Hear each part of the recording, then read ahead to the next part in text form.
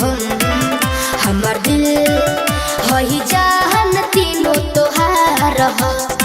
तोहरा बिना खाना पीना, तोहरा बिना खाना पीना, अच्छा सब लगता रे गोरिया बेकार हो। हमर दिल हई जान तीनों तोहार हो। एगो हम हमर दिल हई जान तीनों तोहार हो। साचो का हो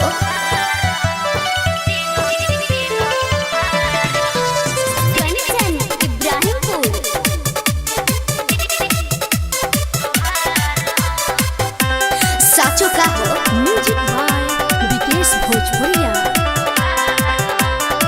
बाड़ू तू हमारा दिल में समायल, अच्छा रहिल रात भर जागल हो।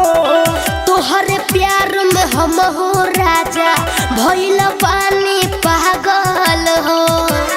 बुझल का बाड़ू तू हमारा दिल में समायल, रहिल रात भर जागल हो।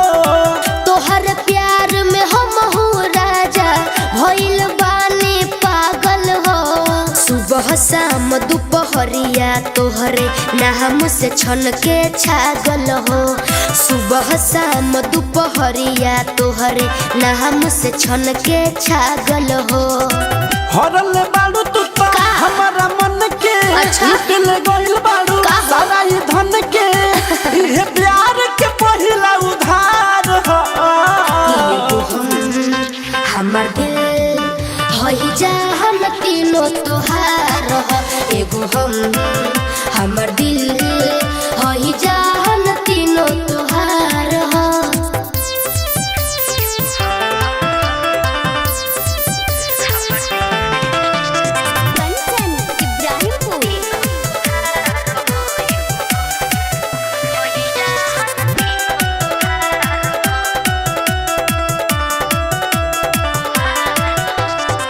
लेवेलू जब अंगड़ाई तू तो धड़केला मोर जियरा हो।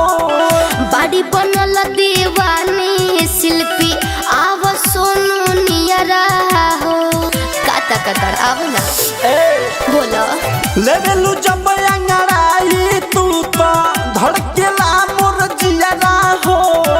बाड़ी बनल दीवानी शिल्पी आव सोनू नियरा हो। उमे संवरिया छोड़ के हमके रहता रे दियरा हो। उमे अमर छोड़ के रोज रहता रे दियरा हो। बन दीवाना हम अच्छा सतावा काहे हो? सच कहत बानी बोला ना। लगे तू आवा बुझन लब के बुखार हो।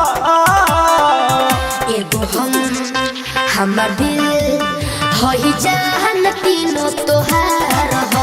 एगो हम हमर दिल हई जान तीनों तोहार हो। बुझल तोहरा बिना खाना पीना, तोहरा बिना खाना पीना, अच्छा सब लगता रे गोरिया बेकार हो।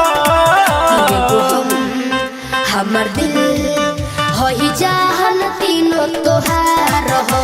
एगो हम हमर दिल हई जान तीनों तोहार हो। बुझल।